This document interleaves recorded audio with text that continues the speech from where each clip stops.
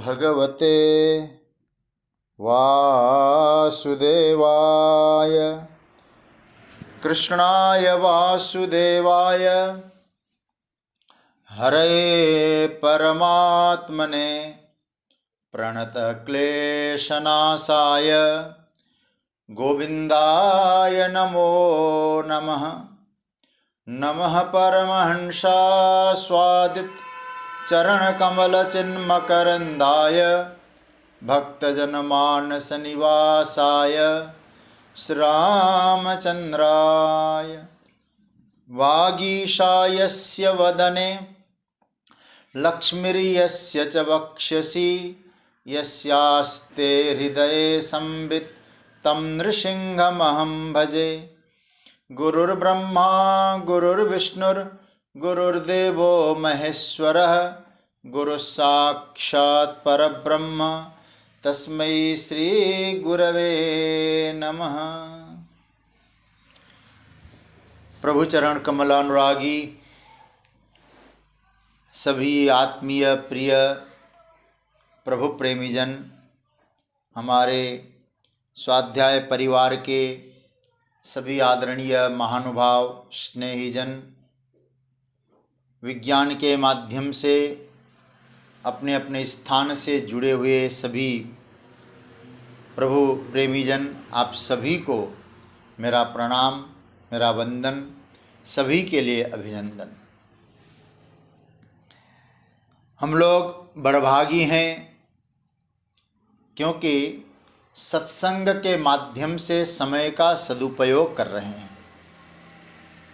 श्रीमद् भगवत गीता का आश्रय लेकर आज हम 500वें दिन में प्रवेश कर रहे हैं और ये यात्रा बीच में काफ़ी अवकाश रही, काफ़ी अंतराल के बाद हम लोग पुनः मिल रहे हैं और ये निश्चित है कि भगवान की जब कृपा अनुग्रह साधक पर बरसती है तो भगवान कृपा पूर्वक उसको सत्संग प्रदान करते हैं। सत्संग व्यक्ति के पुरुषार्थ का फल नहीं होता है, अपितु सत्संग भगवान की करुणा का, भगवान की कृपा का फल होता है। इसलिए भगवान की कृपा की छाँव में बैठकर हम लोग भगवान की वाणी का चिंतन कर रहे हैं। अर्जुन बनकर, जैसे गौ माता गीता है, अर्जुन बनकर अमृत तुल्य जो दूध है हम लोग प्राप्त कर रहे हैं, क्योंकि गीता सुगीता कर्तव्या, ऐसा हमारे यहाँ कहा गया है। तो हम लोग श्रीमद् भगवत गीता के अंतर्गत 16वां अध्याय, जिसका नामकरण हुआ है दैवासुर संपद विभाग योग, उसकी कुछ चर्चा, चिंतन, महापुरुषों के जूठन प्रसाद को लेकर, उनकी वाणी का प्रसाद प्राप्त करके हम लोग चिंतन मनन करके हम उस गीता के दर्पण में अपने आप को समर्पण करने का प्रयास कर रहे हैं, अपने आप को देखने का प्रयास कर रहे हैं। गीता का दर्पण में हम जो अपने आप को देख रहे हैं, हम कहाँ खड़े हैं। दैवी वृत्ति में तो हमारी मानसिकता नहीं गई है, आसुरी वृत्ति में तो नहीं गई है, क्या हम दैवी वृत्ति में ही दृढ़ हैं। ये इस दर्पण में स्वयं का समर्पण करके अपने आप को देखना है। और यहाँ जो दैवी संपत्ति और आसुरी संपत्ति का वर्णन परमात्मा ने अर्जुन को माध्यम बना के हमारे सामने रखा है, इसका भी यही हेतु है कि इनको आप पहचानो। जो दैवीय गुण है उसको स्वीकार करो, जो आसुरी गुण है उनको त्यागने का सामर्थ्य रखो। ये भगवान का एक कथन है। उसी आधार पर हम लोग अर्जुन बनकर, यहाँ साधक बनकर, हताश, उदास, निराश इस भाव को त्याग करके हम लोग चिंतन की यात्रा कर रहे हैं। कल तक यात्रा में 7 श्लोकों की चर्चा हो चुकी है। 7 श्लोक में मतलब कि कल चर्चा हुई थी जो प्रवृत्ति और निवृत्ति की बात आसुरी संपदा वाले लोग नहीं जानते, मतलब किधर क्या करना है और क्या नहीं करना है, ये आसुरी संपदा वाले लोग इस बात को नहीं जानते। और दूसरी बात आई न शौचम, उनमें बाहर और भीतर की पवित्रता नहीं होती है। न अपि च आचारो, आचारवान नहीं होता है, और उनमें सत्य का सर्वथा अभाव होता है। न सत्यम तेषु विद्यते, और सत्य नहीं है तो धर्म नहीं है, क्योंकि सत्य क्या है, ये धर्म का ही लक्षण है। कल हमने इस विषय में डिटेल्स में चर्चा करी है। अब आगे भगवान उन्हीं आसुरी संपदा वालों के जो वर्णन कर रहे हैं, वो लोग आगे क्या कहते हैं। जिस जगत को हम लोग ये कहते हैं परमात्मा इस जगत के कण कण में विराजमान है, वे लोग जगत को क्या समझते हैं। ध्यान देना, ये जो आसुरी और दैवी संपदा लिंग विशेष में नहीं है। बोले वो लोग आसुर का मतलब होता है कि जिनके सींग लगे हो, काले काले हों, नहीं। भगवान यहाँ कहना चाहते हैं इस प्रकार के लक्षण जिनमें हैं वो आसुरी है, और इस प्रकार के लक्षण जिनमें वो दैवी है। इसलिए अपने आप को पहचानिए, अपने आप को सोचिए, देखिए, परखिए कि भैया हम में कौन सी वृत्ति पनप रही है। तो यहाँ ये सूत्र हमको समझना है। तो भगवान यहाँ अब जगत को ये आसुरी लोग, आसुरी मतलब मनुष्य में भी इस प्रकार की वृत्ति हो सकती है, इसलिए मत समझना कोई असुर मतलब कोई जाति विशेष है, यह तो संपत्ति है। तो कहने का मतलब ये हुआ किस प्रकार के होते हैं, जगत को क्या समझते हैं। अब हमारे ठाकुर जी 8वें श्लोक में स्पष्ट करते हैं। तो आइए 8वां श्लोक मैं बोलूं, फिर आप लोग बोलिएगा। पाठ करते हैं 16वां अध्याय 8वां श्लोक। असत्यम प्रतिष्ठं ते जगदाहुरनीश्वरम्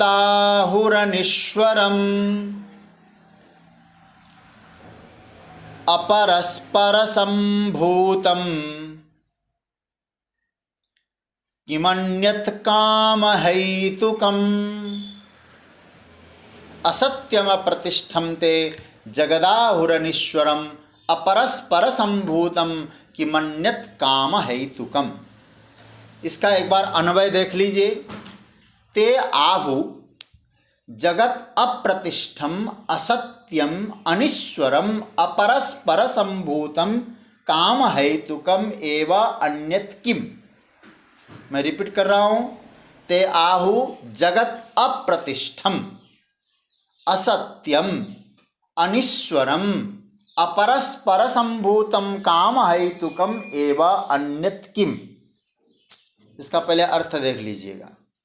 ते मतलब वे कौन, जिनका प्रकरण चल रहा है, वे मतलब आसुरी संपदा वाले जो मनुष्य हैं, क्योंकि भूत शब्द का अर्थ क्या बताया था, 2 भूत सर्गो मनुष्य। तो आसुरी संपदा वाले जो मनुष्य है वे आहु कहा करते हैं, ऐसा वे कहते हैं, ऐसी उनकी मान्यता है। क्या मान्यता है? जगत अप्रतिष्ठम, जगत की प्रतिष्ठा नहीं है, मतलब जगत आश्रयहीन है। यदि ऐसा भाव है तो अपने आप को भी देखना, हम जो है आसुरी संपदा वाले हैं। जगत की कोई प्रतिष्ठा नहीं है, आश्रयहीन है, पहला। दूसरा, असत्यम, सर्वथा असत्य है जगत। तीसरा, अनीश्वरम, बिना भगवान के जगत है, ईश्वर के बिना जगत है। और आगे चौथा क्या बताते हैं? अपरस्परसम्भूतम, अपने आप स्त्री पुरुष के संयोग से उत्पन्न हुआ है। क्या फिर कारण क्या है? बोले काम हेतुकम, काम मात्र कारण है, उस काम से ही जगत की उत्पत्ति हुई है, अन्यत् किम, इसके सिवा कुछ नहीं है। ये कौन मान रहा है? आसुरी संपदा वाले लोग कह रहे हैं। वे क्या कहते हैं? जगत की कोई प्रतिष्ठा नहीं है, ते आसुरा आहु। वे असुर लोग ऐसा कहते हैं, जगत अप्रतिष्ठम, असत्यम, अनिश्वरम। ये उनकी अपनी धारणा है, ये उन्होंने अपनी इस प्रकार की मान्यता बना के रखी है। तो उनसे पूछा जाए तो ये सब है, तो तुम्हारी धारणा क्या है? जगत फिर है क्या? तुम क्या कहते हो जगत के विषय में? कोई आश्रय नहीं है जगत का, जगत में कोई सत्य नहीं है, और जगत में कोई ईश्वर नहीं है। यदि ऐसा मानते हो तो जगत तो दिखाई देता है, फिर कैसे दिखाई देता है? ये चौथी बात कहते हैं, प्राणिनाम कारणम। क्या कारणम? जगत काम एवं प्राणिनाम कारणम। भाष्य में भगवान शंकराचार्य कहते हैं, जगत काम एवं प्राणिनाम कारणम, मतलब प्राणिनाम काम एवं कारणम। प्राणियों में एक चीज होती है, कौन सी चीज होती है? बोले काम नाम की एक चीज जो रहती है, बस यही जगत का कारण है। मतलब क्या हुआ? उपनिषद ने क्या कहा? जगत का कारण क्या है? उपनिषद ने क्या कहा? यतो वा इमानि भूतानि जायन्ते येन जातानि जीवन्ति यत प्रयन्ति अभिसंविशन्ति तद ब्रह्म विजिज्ञास्वस्य। बोले जिससे भूत प्राणी उत्पन्न होते हैं, यतो वा इमानि भूतानि जायन्ते, तो वही ब्रह्म है, जगत का मूल कारण। लेकिन ये लोग क्या कहते हैं? अप्रतिष्ठम, कोई इसका कारण नहीं है। मतलब फिर क्या कारण है? बोले काम एवं कारणम। अरे भाई, काम तुम जगत का कारण कैसे कह सकते हो? जगत के कारण को काम कैसे मान लिया तुमने? ये आसुरी वृत्ति है, ध्यान देना। ये कहते हैं काम के हेतु से ही स्त्री और पुरुष का परस्पर संयोग होता है, दोनों का परस्पर संयोग होता है तो जगत बनता है। ये आसुरी लोग सोचते हैं। मतलब क्या हुआ? अपरस्पर संभूतम, किताब में देख लें, अभी तो मैं डिटेल्स में जाऊंगा। अपरस्पर संभूतम मतलब हेतु क्या बना, कारण क्या बना? कोई स्त्री और पुरुष कारण नहीं है, यहाँ कारण है काम। ये किसकी सोच है? जिसकी बुद्धि में आसुरी भाव है, उनकी ऐसी सोच है, काम ही जगत का कारण है, राम कारण नहीं है, कृष्ण कारण नहीं है, शिव कारण नहीं है, ब्रह्म कारण नहीं है। निगमन देखिए जरा, काम एवं। क्योंकि स्त्री और पुरुष को निकट लाने वाली वृत्तियों लोग क्या कहते हैं? बोले काम। उनकी जो दृष्टि है केवल, मतलब सीधी सी बात कहें, काम ही सर्वस्व है उनके जीवन में। ऐसी आसुरी संपदा वालों की सोच है। उनके लिए क्या है? काम ही ईश्वर है। किम अन्यत, फिर और क्या है? और कुछ नहीं है। क्यों नहीं है? तो हमारे आचार्यों ने कहा क्योंकि ये प्रत्यक्षवादी है। प्रत्यक्षवादी कहते हैं जो दिखाई दिया उसी को मानने वाले, इनको कहते हैं हम लोग प्रत्यक्षवादी। मतलब बाकी और कोई प्रमाण मानते ही नहीं। प्रत्यक्ष प्रमाण से अलावा न उनको अनुमान प्रमाण मानना है, न उपमान प्रमाण मानना है, न अर्थापत्ति माननी है। केवल एकमात्र कारण चाहिए उनको। क्या कारण? प्रत्यक्ष, जो दिखाई देता है वही कारण है बस। इसलिए ये लोग चार कॉन्सेप्ट को लेकर चलते हैं। आसुरी संपदा वाले कितने कॉन्सेप्ट ले रहे हैं यहाँ इस श्लोक में? देखिए, गीता पे ध्यान दें, श्लोक पर ध्यान दें। कौन कौन से कारण हैं?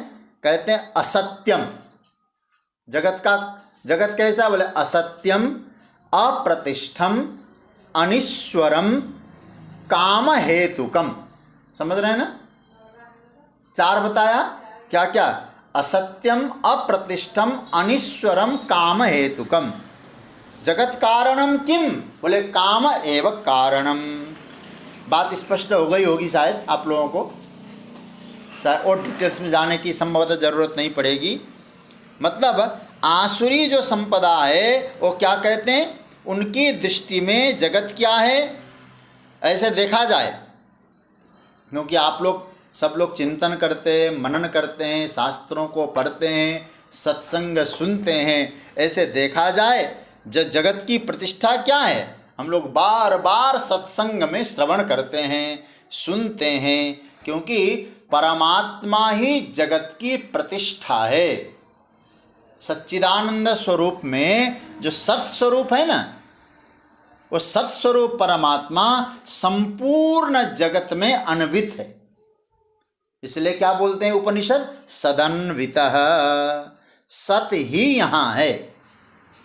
अस्ति अस्ति सत सत, बाकी क्या है जो दिखाई दे रहा है, जो प्रत्यक्ष है, ध्यान से सुनना, जो प्रत्यक्ष दिखाई दे रहा है, और प्रत्यक्ष दिखाई देने वाले अपरिवर्तनशील जो जगत है, उसके पीछे एक जो अपरिवर्तनीय शील है वो ब्रह्म, वो इसका प्रतिष्ठा है, आश्रय है। शास्त्र प्रमाण इस प्रकार से करते हैं। तो लेकिन ये लोग, असुर लोग ये बात नहीं मानते। वो लोग क्या कहते हैं, असुर जन कहते हैं जगत की कोई प्रतिष्ठा नहीं। प्रतिष्ठा नहीं मतलब कोई आधार नहीं है। अब आप लोग वेदांत का चिंतन करते हैं, तो वेदांत पढ़ते हैं, तो क्या ब्रह्म भी निराधार हो सकता है क्या? आप सोचिएगा जरा, जो नहीं होता है वो ब्रह्म भी क्या आधारहीन हो सकता है? बात थोड़ी कठिन लग सकती है, ध्यान से सुनना। जैसे आपने रस्सी में सर्प को देखा, सर्प देखा, तो रस्सी न होती तो सर्प देख पाते क्या आप? तो एक भ्रमात्मक वस्तु भी निरधिष्ठान नहीं होता, तो जगत जो दिखाई दे रहा है वो अधिष्ठान रहित कैसे होगा भाई? इसलिए जो असुर लोग होते हैं वो कहते हैं भैया कोई अधिष्ठान नहीं है, अप्रतिष्ठम, जगत की कोई प्रतिष्ठा नहीं है, आधार नहीं है। क्यों भाई? तो हमारे आचार्यों ने कहा ये स्थूल दृष्टि है। स्थूल दृष्टि मतलब जानते हैं, बोले बस जो दिखाई दे रहा है वही सब कुछ है उनका। हाँ, जो परमात्मा दिखाई नहीं देता है तो कैसे माने परमात्मा है? तो इसको उनको ऐसा कहना चाहिए, कोई आपको एक थप्पड़ मारता है और थप्पड़ मारते समय आपको दर्द होता है कि नहीं होता है? दर्द होता है। और कोई आके पूछे क्या हो रहा, बोले दर्द, बोले दिखाओ दर्द। तो क्या आप दर्द दिखा पाते हैं? नहीं पाते। तो फिर है तो जरूर, लेकिन दिखा नहीं पाते। इसी तरह से जगत की प्रतिष्ठा, जगत के कण कण में ब्रह्म है, परमात्मा है, उसके बिना जगत का कोई अधिष्ठान, जगत कोई दिखा टिकता ही नहीं है, क्योंकि जगत निरधिष्ठान नहीं है। इसलिए उतना ही समझते हैं जितना दिखता है, उसके पीछे जो अव्यक्त जो कारण होता है, आसुरी संपदा वाले वे नहीं समझते। और बुरा मत मानना, आज बहुत सारे लोग इसी के आधार पर चलते हैं। लगता है कि चारवाक के अनुयायी बन गए हैं। चारवाक तो जानते होंगे। चारवाक क्या कहता है? बोले कोई न ब्रह्म है न कोई ईश्वर है, खाओ पियो मौज करो। हाँ, ये चारवाक दर्शन है। चारवाक ने क्या कहा है? और नास्तिक बोलते हैं चारवाक दर्शन को।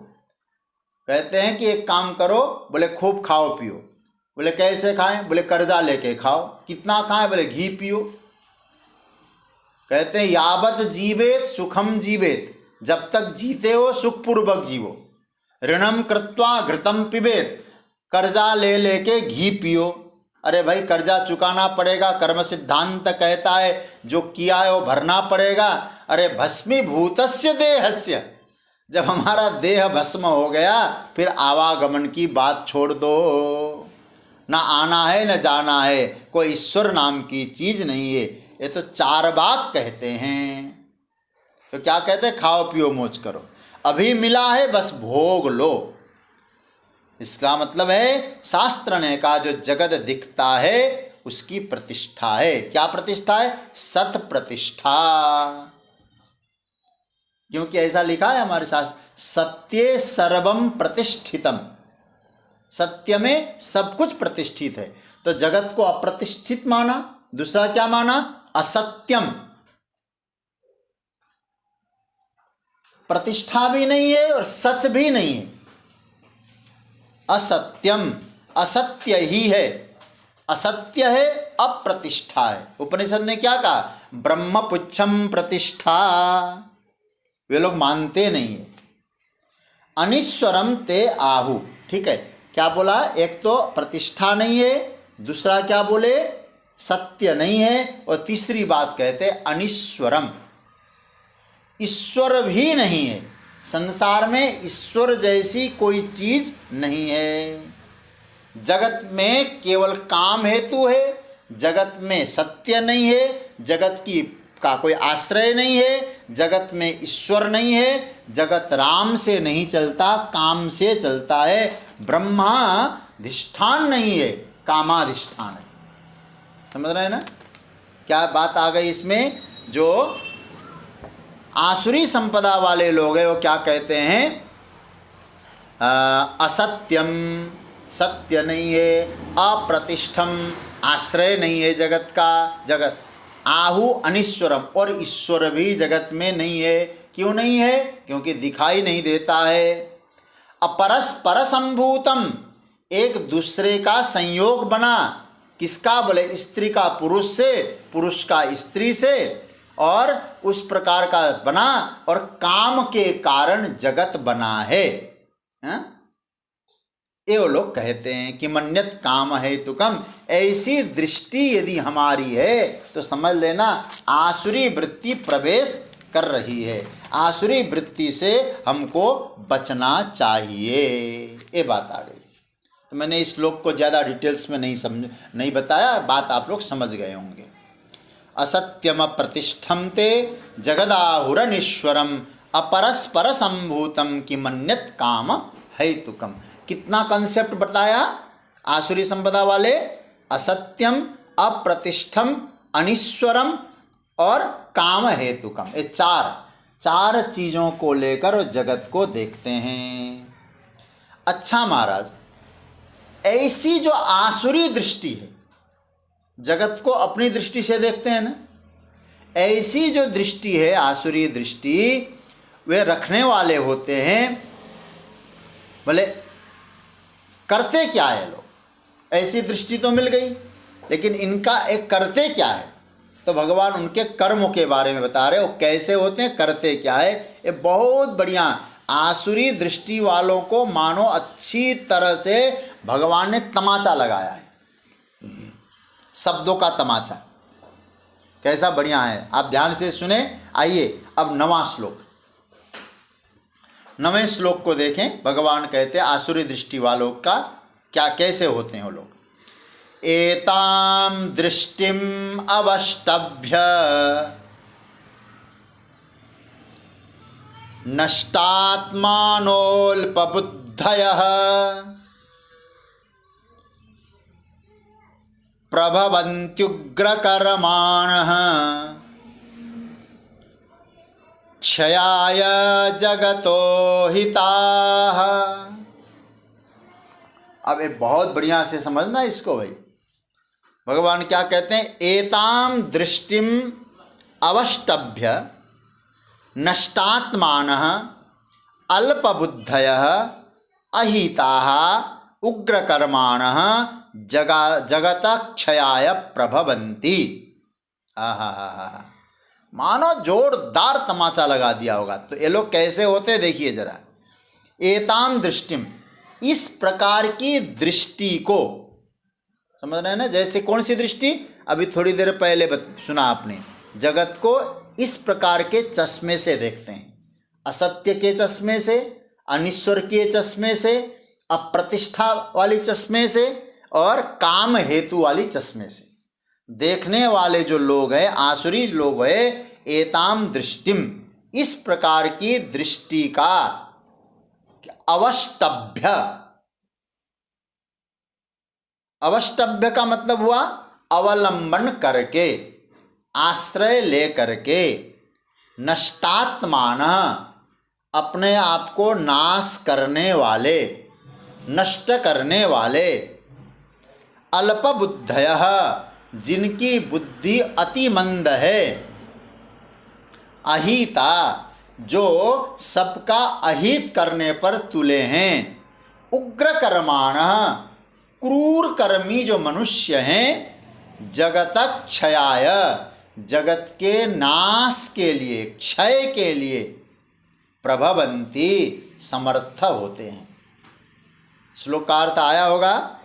एताम दृष्टिम इस प्रकार की धारणा को, मान्यताओं को लेकर, अवष्टभ्य मत धारण करके, नष्टात्मान अपने आप को नष्ट करने वाले, और अल्पबुद्धयः मंद बुद्धि वाले, अहिता सबका अपकार करने वाले, उग्र कर्माण क्रूर कर्मी जो मनुष्य है, जगत क्षयाय जगत के नाश के लिए, प्रभवन्ति समर्थ होते हैं। प्रिय स्वजनों, थोड़ा सा इसको डिटेल्स में समझना होगा। बहुत प्यारी बातें यहाँ ठाकुर जी ने बताई। भगवान ने क्या कहा?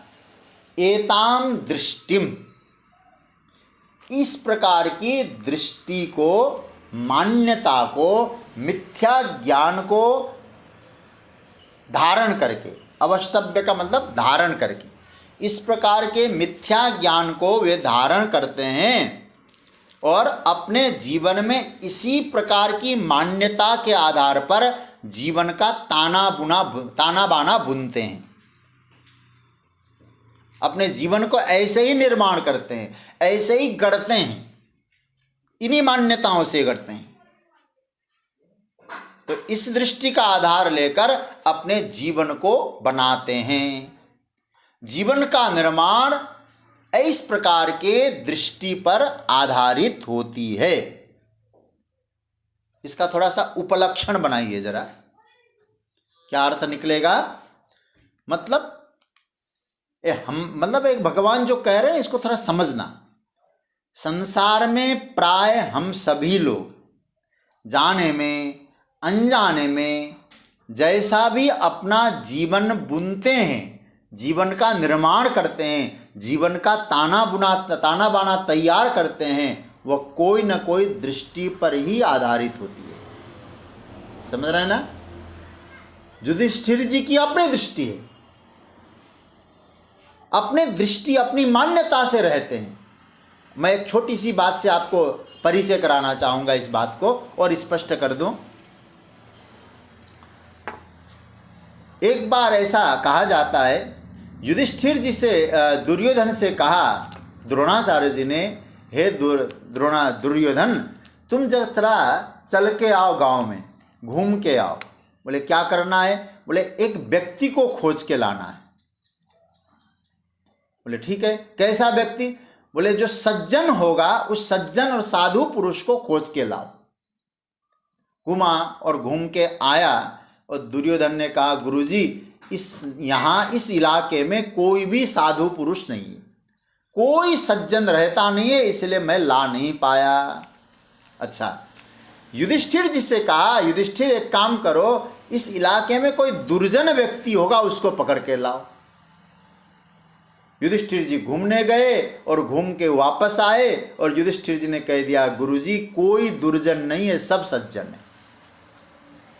दुर्योधन क्या कहता है? कोई सज्जन नहीं है, सब दुर्जन है। और युधिष्ठिर जी कहते हैं सब सज्जन है, कोई दुर्जन नहीं है। अब आप क्या कहेंगे? दुर्जन है कि सज्जन है? एक दुर्जन में नहीं, एक को दुर्जन नहीं मिलता, एक को सज्जन नहीं मिलते। मतलब एक क्या, इस प्रकार की एक धारणा, इस प्रकार की एक मान्यता हम पहले से गढ़ लेते हैं।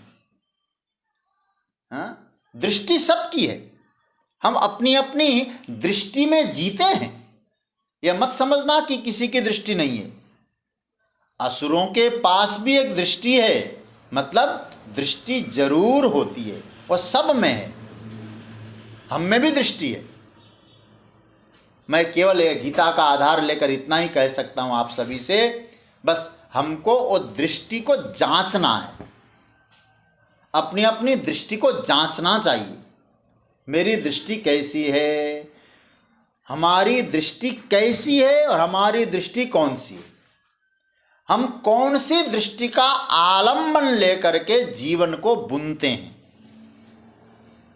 जीवन किस दृष्टि से आधार पर हमारा बनता है, निर्माण होता है, ध्यान देना। और जो निकल गया है वो पास्ट को देखिए, अब तक किस दृष्टि के आधार पर हमारा जीवन चल रहा था, आगे मुझे कैसी अपनी दृष्टि तैयार करनी है। एताम दृष्टिम अवष्टभ्य। बस असुर लोग जांचते नहीं है और दैव लोग जांचते रहते हैं। कौन सी दृष्टि, कैसी दृष्टि, हम कौन सी दृष्टि का अवलंबन लेते हैं। मतलब कहने का अर्थ यह हुआ, हर समय जांचना चाहिए। मैं एक बात बताऊं, रात्रि में सोने से पहले अपनी अपनी दृष्टि को, अपनी अपनी धारणा को जांचिए। कहीं आज की धारणा कोई दैवी वृत्ति से विलक तो नहीं हुई हमारी। सोने से पहले पूछिए अपने आप से, आज हमारी धारणा, हमारी मान्यता क्या कोई शास्त्र विरुद्ध तो नहीं बनी। ये हमको विचार करना चाहिए। इसलिए भगवान क्या कहते हैं कि दृष्टि को चिंतन करो, दृष्टि पर चिंतन करो। एक बात और कहूं, ज्यादातर मैं अपने हिसाब से इसका चिंतन कर रहा हूं, ज्यादातर हमारी दृष्टि में मिश्रित भाव रहता है। ठीक है ना, मिश्रित भाव रहता है। मिश्रित भाव क्या, क्यों कह रहा हूं मैं, क्योंकि निर्णय करना किसी के लिए भी कठिन हो जाता है। क्या अब तक के जीवन की यात्रा में मेरी दृष्टि सदैव दैवी थी? क्या कभी आसुरी दृष्टि नहीं बनी? हाँ, जरूर हम ये बात तो कह सकते हैं, जब देव दृष्टि की प्रधानता होती है तो साधक में सज्जनता का भाव बढ़ता है, और आसुरी दृष्टि की प्रधानता जब होती है तो दुर्जनता का भाव बढ़ता है। किंतु यह मत समझना कि आसुरी दृष्टि नहीं होती है। जैसे मैं आपसे कहूं, दोनों दृष्टियों के, जैसे मैंने मिश्रित शब्द का प्रयोग किया, इसलिए अवष्टभ्य पर ध्यान देना। असुर लोग कौन सी दृष्टि को लेते हैं? जगत को अनिश्वर समझते हैं, असत्य समझते हैं। इस दृष्टि से वो जीते हैं। जैसे हम लोग सुबह जगे, हमारा दृष्टि कैसी होनी चाहिए? अब उस समय दो प्रकार की वृत्तियां घर करने लगती है। तो दैवी वृत्ति कहती है सुबह का समय है, जगो, भगवान का भजन करो, शरीर स्वास्थ्य के लिए प्रयास करो। और आसुरी दृष्टि क्या कहती है? सुबह सुबह की मीठी नींद है, तान दुपट्टा सो जा। तो क्या मिश्रित दृष्टि नहीं हो रही हमारे जीवन में? मिश्रित है, दैवी दृष्टि भी रहती है, आसुरी दृष्टि भी रहती है। इसलिए हमारे यहाँ कहा, पुराणों में क्या कहा जाता है कि देवता लोग नीचे रहते हैं, देवता लोग ऊपर रहते हैं, असुर लोग नीचे रहते हैं। आपने प्राय पुराणों में कथा सुनी होगी। इसका अर्थ है देवता लोग दिखे, दैवी वृत्ति दिखे, प्रकट हो, आसुरी वृत्ति दबे। रहेंगे तो जरूर थोड़े बहुत। तो कहने का अर्थ है ये दोनों वृत्तियां रहती है। मुझे याद आ रहा है रामायण का वो प्यारा प्रसंग। विभीषण रावण के पास जाकर कहते हैं, भैया सुमति कुमति सबके उर रही। ये नहीं कहा कि सुमति ही सुमति रहती है। अच्छा, किसी के पास कम, किसी के पास ज्यादा, ऐसा नहीं है। सबके उर रही, सबके हृदय में सुमति भी है, कुमति भी है, दोनों प्रकार की दृष्टि है। अच्छा, एक क्या तुम विभीषण अपने आप कह रहे हो? बोले नहीं, नाथ पुराण निगम अस कहि। ये केवल मैंने नहीं कहा, पुराणों ने कहा, वेदों ने कहा। परख हो अपनी संपत्ति। तो वहां तो दूसरे पारख ही है। अच्छा, हमारे में सुमति है, इसकी परख कैसे होती है? तब उर कुमति, कुमति है किसकी पहचान कैसी होती है?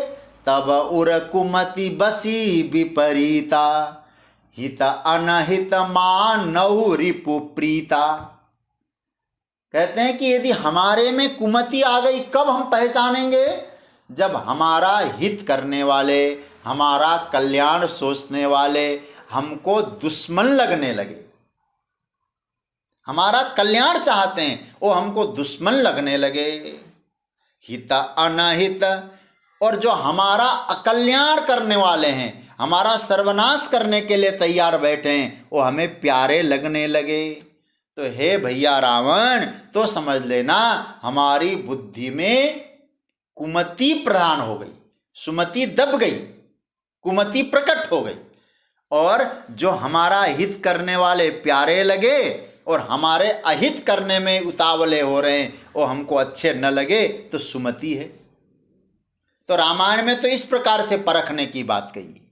परखिए, गोस्वामी जी ने स्पष्ट कहा है, मतलब इतनी प्यारी बात कही रहा। उत्तरकांड में है सबके लखी बिरल न पाए, बोले इस प्रकार की दृष्टि सब में है। और मानस रोगों की चर्चा में वो कहते हैं बड़े बिरले हुए होते हैं जो अपनी दृष्टि को लखते हैं, देखते हैं हमारी दृष्टि कैसे हैं, समझते हैं, और समझते ही नहीं, मैं कहूँ जांचते हैं कि मेरी दृष्टि कैसी है, और जांचते रहते हैं। एक गीता का संदेश है प्रिय स्वजनों, इसको पकड़ के रखना। अपनी दृष्टि को हमेशा जांचते रहिए, अपनी धारणा को, अपनी मान्यता को हमेशा जांचिए। फिर कहूँ एक बात, मैं प्रैक्टिकल बात आपके सामने रख रहा हूँ। हमारे जीवन में कई बार जब परिस्थितियां बदलती है तो क्या होता है, हमारी दृष्टि भी बदलने लगती है। कई बार आप लोगों ने अनुभव किया होगा। इसलिए मैंने आपसे कहा, प्राय हमारी जो दृष्टि है मिश्रित दृष्टि रहती है। बस अंतर केवल यह है, सज्जन लोग उस दृष्टि को जांचते हैं, दुर्जन लोग जांचते नहीं है। सज्जन लोग उस प्रकार की दृष्टि के गर्त में न चले जाएं, इसलिए स्वयं को रोकते भी हैं। गलत दृष्टि से, गलत विचारों से अपने आप को रोकते हैं। तो भगवान यहाँ क्या कह रहे हैं, आइए। तो मैं तो अपनी कुछ बातें आपके सामने रखी कि दृष्टि सबकी होती है, जांचते देवता लोग हैं, असुर लोग नहीं जांचते। एताम दृष्टिम अवष्टभ्य, भगवान ये बात कहते हैं। भगवान से पूछा, प्रभु चलो, जो उन्होंने जो पहली दृष्टि बताई, असत्यम प्रतिष्ठमते 8वें श्लोक में, आपसे एक बात पूछूं? बोले हाँ। बोले इस प्रकार की दृष्टि रखेंगे असुर लोग तो बिगड़ेगा क्या? रखने दो, बुराई क्या है इसमें? तो भगवान ने कहा बुराई ही बुराई है, अच्छाई है कहाँ यहाँ? इस दृष्टि में अच्छाई कहाँ है? बुराई ही बुराई है। मतलब क्या होगा महाराज, इस प्रकार की दृष्टि यदि हम लेंगे तो हमारा होगा क्या? बोले इस प्रकार की दृष्टि का आश्रय ले लिया तुमने तो याद रखो, दृष्टि मतलब ज्ञान, विचार, समझदारी, सोच, हमारा सोच विचार, ये दृष्टि मतलब ये कह रहा हूँ मैं। तो इस प्रकार की दृष्टि का, इस प्रकार के विचार का, यदि मान्यता का आश्रय ले लिया तो भगवान कहते हैं पहला उसका रिजल्ट निकलेगा नष्टात्मान। देखिए क्या बढ़िया बात कह दिया ठाकुर जी ने, मानो अच्छी तरह से धुनाई कर दी होगी भगवान ने। नष्टात्मान, भगवान कहते हैं वो नष्ट हो गया। और नष्ट इसलिए हुआ क्योंकि उसकी ऐसी दृष्टि थी, ऐसी धारणा थी। मतलब उसको किसी और ने नष्ट नहीं किया, उसकी अपनी दृष्टि ने नष्ट किया। एक हम लोग एक ग्रंथ पढ़ते थे पहले, जब मध्यमा कक्षा में, मैं तो गुरुकुल में पढ़ा हूँ, इसलिए मध्यमा में एक ग्रंथ था हम लोगों का, शिवराज विजय नाम का, जो छत्रपति शिवाजी की वहाँ उसमें चर्चा थी। संस्कृत का ग्रंथ है। उसमें एक मंत्र आता है, हिंस्रः स्वपापेन विहिंसितः खलः साधु समत्वेन भयात् विमुच्यते। जो आसुरी संपदा वाले जो लोग होते हैं वो अपनी दृष्टि से, अपने पाप से वो मरते हैं, उनको कोई मारता नहीं है। इसलिए भगवान कहते हैं इस प्रकार की दृष्टि रखोगे, अनिश्वरवादी बनोगे, खाओ पियो मोह जुड़ाओ, तो समझ लो कि वो नष्ट होने के लिए है। क्योंकि उनको न काल मारता है, न प्रकृति मारती है, न उनको स्वभाव मारता है। केवल मारने वाली कोई चीज है उनकी अपनी दृष्टि, अपना दृष्टिकोण। एताम दृष्टिम अवष्टभ्य, नाम क्या रखा? नष्टात्मान। अच्छा सोचिए, हमारी यदि ऐसी दृष्टि हो तो जगत में झूठ का बोलबाला होगा कि नहीं होगा? हाँ, केवल झूठ बस। मतलब फिर तो मैं तो, क्योंकि ईश्वर है नहीं, ईश्वर नहीं तो कर्म सिद्धांत का फल कौन देगा? जगत तो अनिश्वर है, जगत असत्य है, तो हमारा क्या है? तो कर्म सिद्धांत ही नहीं, पूर्व जन्म परजन्म को नष्ट कर दिया, तो एक ही चीज बचा, झूठ। और मुझे लगता है ऐसे लोग झूठ में भी पीएचडी कर सकते हैं, झूठ बोलने में, क्योंकि मैंने उसका हेतु क्या माना? झूठ बस। यदि कोई माने कर्म का सिद्धांत बेकार है, कर्म से कोई कामयाब नहीं होता है, कर्मानुसार न्याय नहीं होता है, तो वो लोग सब प्रत्यक्षवादी। तो उन प्रत्यक्षवादियों के अनुसार क्या होगा? करो, जैसा जो मिले वो करो, मरो। हाँ, और क्या होगा उनका? ऐसे लोगों का दर्शन क्या है? ऐसे लोगों की फिलोसॉफी क्या है? और मैंने शायद कल या परसों बताया था, झूठ ही लेना, झूठ ही देना, झूठ ही भोजन, झूठ चबेना। क्योंकि उनको, उनके ऊपर कोई शास्ता तो है नहीं, उनके ऊपर कोई शासन करने वाला तो है नहीं, तो जब कोई है नहीं, उनको ईश्वर दिखाई नहीं देता है, तो डर तो खत्म हो गया। केवल एक ही दृष्टि बनेगी, मैं पकड़ा गया तो चोर, नहीं तो मैं बहुत बड़ा स्मार्ट। ठीक है ना? यही दृष्टि होगी, और क्या होगा? मुझे किसने पकड़ लिया तो चोर, यदि नहीं पकड़ा मुझे तो मैं झूठा काम करता रहूंगा, मैं बहुत स्मार्ट हूं। अगर नहीं पकड़े तो आप क्या करो? तो किसी की किडनी निकाल के बेच दो, ना? कुछ भी करो, फिर पकड़ लिए तो फिर भैया फिर चोर हैं आप। तो चोर किस दिन होंगे? जिस दिन पकड़ लिए गए। ऐसे लोगों को भगवान साफ साफ बोल देते हैं, बिना लांग लपेट के, नष्टात्मान। क्यों नष्ट हुए? क्योंकि उनकी दृष्टि गलत हो गई। तो मतलब मैं आपको कहूं, इस प्रकरण पे इसका क्या अभिप्राय बना? सबसे बड़ा उपकारी कौन हुआ? फिर हमारे ऊपर उपकार करने वाला सबसे बड़ा उपकारी कौन है? जो मेरी दृष्टि को शुद्ध करता है ना? मेरी मान्यता को, मेरे विचार को, मेरी दृष्टि को जो शुद्ध करे, मुझे लगता है वही सबसे बड़ा उपकारी है। इसलिए हमारे शास्त्र संतों ने गाया है, संत परम उपकारी। गुरुदेव परम उपकारी, क्योंकि वो क्या करते हैं? कहते हैं, श्री गुरु पदनक मणिगण ज्योति, सुमिरत दिव्य दृष्टि ही होती। और दृष्टि प्रदान करते हैं गुरुदेव। इसलिए कहने का अर्थ है संत परम एकदम सत्य है। मैं आपको कहूं, इस प्रकरण पे मैं अपने आप को सामने रख कर के बोल सकता हूं, संत परमोपकारी, क्योंकि दृष्टि देते हैं, सही विचार देते हैं। और प्रिय स्वजनों, इसलिए एक मंत्र आता है ना, आप लोग गाते हैं, अज्ञान तिमिरांधस्य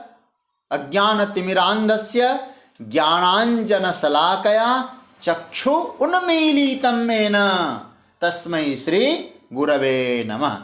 मतलब क्या हुआ? चक्षु उन्मीलितम। ये चक्षुन्मीलितम, कौन? बोले ए गुरुना, जिस गुरु ने हमारे नेत्रों को खोल दिया है। प्रिय स्वजनों, गुरुदेव दृष्टि का निर्माण करते हैं। आदमी दृष्टि की वजह से ही नष्टात्मान हो जाता है, हो रहा है। तो सबसे बड़ा उपकारी कौन बना? जो मेरी दृष्टि को पवित्र करता है। हाँ? अपनी दृष्टि को पवित्र बनाओ, अपने बच्चों के दृष्टि को पवित्र बनाओ। मुझे तो श्रीमद् भागवत का स्मरण आता है।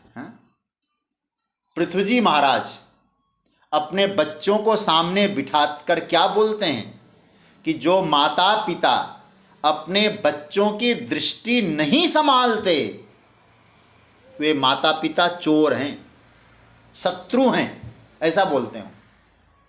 जो राजा प्रजा को आध्यात्मिक नहीं बनाता, भगवत परायण नहीं बनाता, धार्मिक कर्म के लिए उनको स्वतंत्रता और सुरक्षा प्रदान नहीं करता, और राजा प्रजाओं का कर नहीं खाता, प्रजाओं का कर के माध्यम से प्रजाओं का पाप खाता है।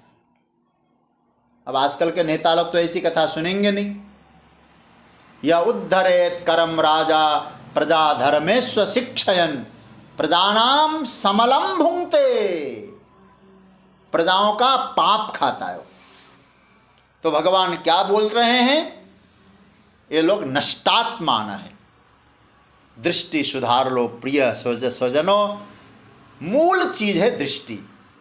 एताम दृष्टिम अवस्तभ्य, क्योंकि सब अपने अपने दृष्टि से जीते हैं, तो हमें अपनी दृष्टि को सही रूप में सुधारना है, तैयार करना है।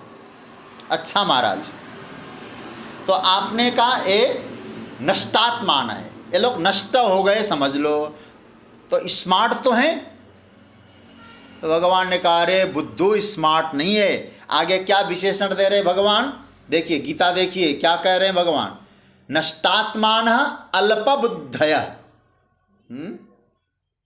ये अल्प बुद्धि वाले हैं। दूसरी बात, एक तो नष्टात्मान कह दिया और दूसरा क्या कहा? अल्पबुद्धय। अरे महाराज आप कैसे बोल रहे हैं अल्पबुद्धय? इन्होंने तो MA PhD कर रखा है, डॉक्टरेट उपाधि धारण किया हुआ है, बड़ी बड़ी कंपनी में जॉब करते हैं, तो आपने कैसे कह दिया है सब?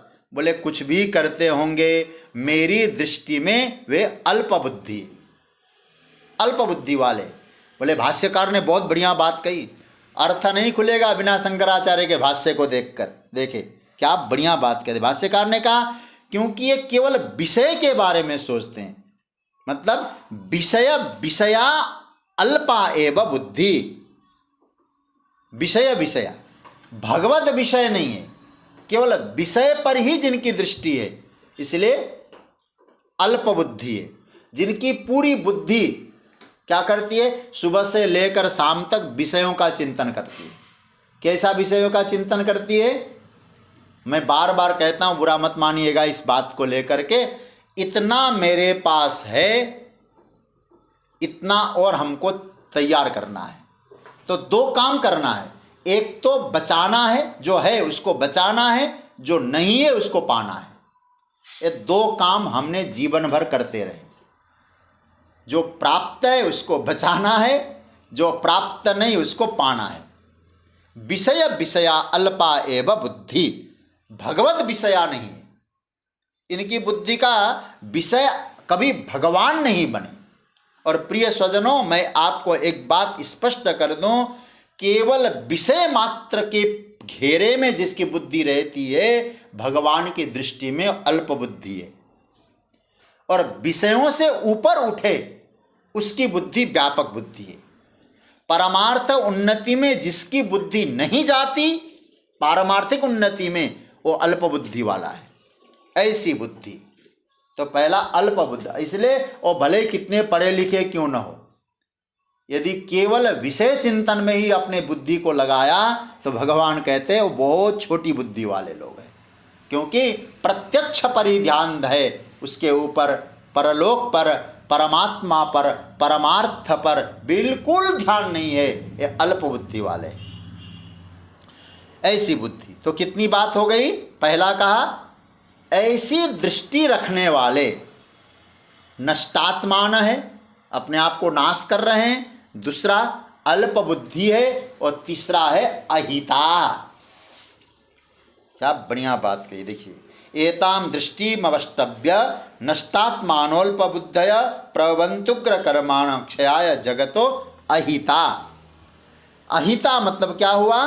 अहित करने वाले। और हमारे श्रीमद् भगवद गीता में तो आप कई बार सुन चुके हैं, सर्वभूत हिते रता, संपूर्ण भूत और प्राणियों के हित करने वाले, हिते रता, साधुओं का ऐसा जीवन। इसलिए गोस्वामी जी क्या कहते हैं? परहित, दूसरे का हित। लेकिन ऐसी दृष्टि मिल जाए, न परमात्मा है न सत्य है, तो उनकी दृष्टि कैसी है? अहिता। अहित करना है, स्वभाव ऐसा है, किसी का हित करने के बारे में वे सोचते ही नहीं है, अहित करने में ही उनको सुख मिलता है। ऐसे लोग हैं। और आगे क्या कहते हैं? उग्र कर्माण। मैं इस श्लोक को पूरा करूंगा आज ही। उग्र कर्माण, उग्र कर्माण मतलब उग्र कर्म, क्रूर कर्म, क्रूर से क्रूर कर्म करते हैं। कोई कर्म करने में उनको संकोच नहीं होता है, मारना पड़े कोई फर्क नहीं पड़ता, निसंकोच काम करते हैं। क्यों? तो शंकराचार्य भगवान ने कहा देहात्मवादी है, देह को ही ईश्वर मानने, आत्मा मानने वाले लोग हैं देहात्मवादी। देहवादी स्वभाव से क्रूर होते हैं।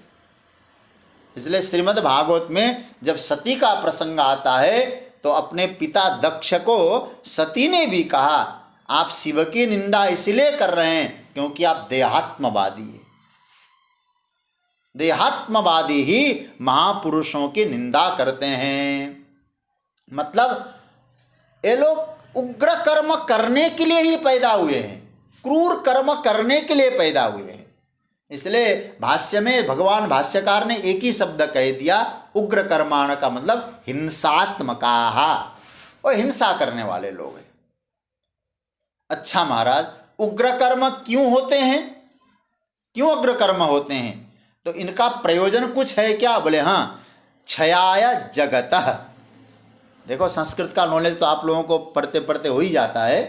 क्षयाय, नाश करने के लिए। किसका? बोले जगतः, जगत का नाश करने के लिए। भगवान का अवतार क्यों हुआ था जगत में? धर्म संस्थापनार्थाय, धर्म की स्थापना के लिए हुआ है। और इनका अवतार क्यों हुआ है? जगत क्षयाय, संसार का नाश करने के लिए। प्रयोजन साफ साफ नजर आ रहा है कि नहीं? संतों का अवतार क्यों होता है? दूसरे का हित करने के लिए। ये क्यों आते हैं? दूसरे का अहित करने के लिए। हाँ? जगत का नुकसान करना है। भाष्यकार कहते हैं जगतः शत्रवः, ये तो जगत के शत्रु है, क्योंकि इनका कर्म ही उग्र है। हमारे श्रीमद् भागवत में आया, जब हिरण्याक्ष और हिरण्यकशिपु दीति के गर्भ में, कश्यप की पत्नी दीति, उस दीति के गर्भ में जाते हैं और जय विजय थे, तो उस समय क्या होता है? पृथ्वी में घटाटोप होने लगता है, सूर्य का प्रकाश निस्तेज होता है, मानो बवंडर मचने जा रहा होगा, बाढ़ आने लगती है, चारों तरफ विपत्तियां ही आने लगती है, एक दूसरे पर प्रहार हो रहा है ऐसा प्रतीत होता है, प्रलय होने को हो रहा है। ये होता है कब? कौन? बोले इस प्रकार के लोग जब जन्म लेते हैं, और जब भगवान आते हैं क्या होता है? हा, जगत का श्रृंगार होने लगता है। भागवत पढ़िए ना, जरा रामायण पढ़िए ना, भगवान जब आते हैं तो क्या हो रहा था? भगवान आते हैं, जगत का श्रृंगार होता है, और ये लोग आते हैं, जगत का संहार होता है। ये संहार करने के लिए आते हैं और ठाकुर जी श्रृंगार करने के लिए आते हैं।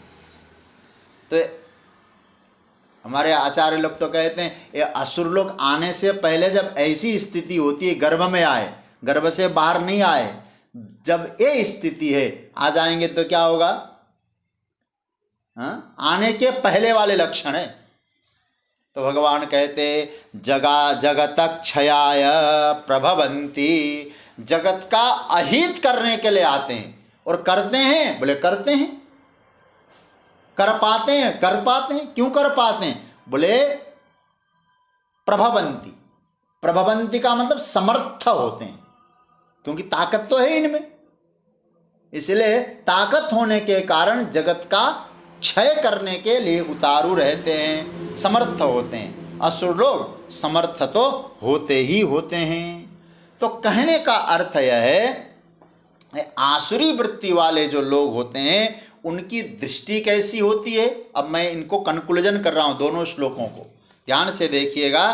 पहला भगवान ने कहा ये लोग जगत को अनिश्वर मानते हैं, ईश्वर जगत में नहीं मानते, जगत को सच नहीं मानते, जगत को क्या मानते हैं? जगत का कोई आधार नहीं मानते। और जगत कैसे बना? स्त्री और पुरुष का संयोग हुआ, काम के कारण ही जगत बनता बिगड़ता रहता है, न कोई भगवान है न कोई। ऐसी दृष्टि उनमें रहती है। और ऐसी दृष्टि का जब आधार वो लेते हैं, एताम दृष्टिम अवष्टभ्य, इस प्रकार की दृष्टि का आधार लेने का रिजल्ट क्या होता है? तो भगवान कहते नष्टात्मानः, अपने आप को नष्ट करते हैं। भले अपने आप को बुद्धिमान मानते हो, मेरी दृष्टि से अल्प बुद्धयः, कम बुद्धि वाले हैं, क्योंकि उनकी बुद्धि केवल विषय चिंतन और दूसरे पर हमला और कुछ नहीं है बाकी। प्रभवन्त्युग्र कर्माण जगत क्षयाय, जगत का नाश करने के लिए और दूसरे का अहित करने के लिए वे क्रूर कर्म हो करके आते हैं। प्रभवन्ति, समर्थ होते हैं, जगत का अहित करने में, जगत का नाश करने में समर्थ होते हैं। प्रभवन्त्युग्र कर्माण क्षयाय जगतो हिता। तो इस तरह से ये 9 श्लोक तक की चर्चा, 9वें श्लोक तक की चर्चा हमने आपके सामने रखी है। अब आगे 2-3 बातें आपके सामने